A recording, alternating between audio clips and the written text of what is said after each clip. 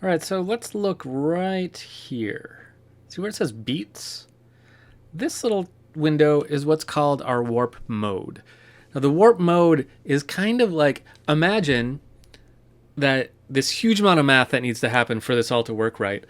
There's like 5 different ways that Live can, or 5 different algorithms that Live can use for any piece of sound.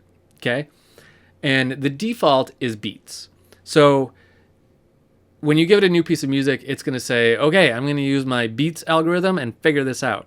Even though beats might not be the best way for it to look at it. So you can tell it, hey, there are better ways to look at this piece of music here. What each one is going to do is the beats algorithm is going to try its hardest to preserve the rhythm. Okay?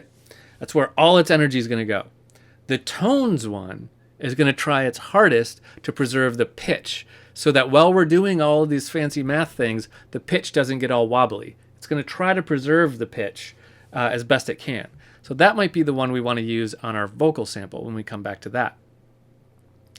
Texture is going to be something like a pad or a more ambient sound. Repitch is basically turning this all off and just treating it like the spinning record that we talked about before, right? So our pitch is going to go all over the place, and it's going to sound really funny. Let's try it.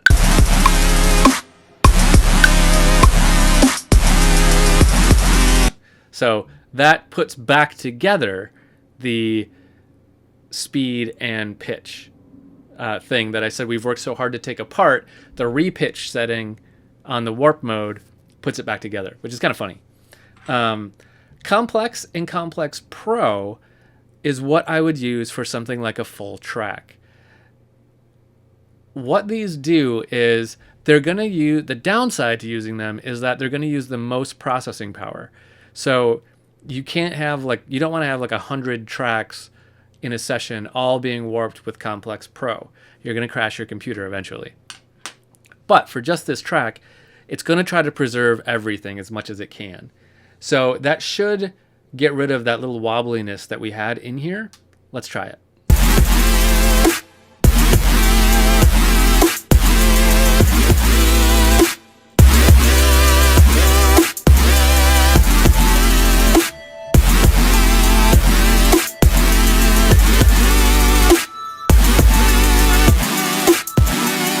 Okay, it sounds pretty good, right?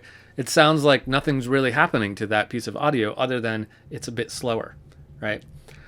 So the warp mode, you really just kind of want to tell it what you're doing if you hear those artifacts. And that will help it sound better. Okay. Now, with that being said, let's go back to our vocal sample and see if we can get that to work in this track.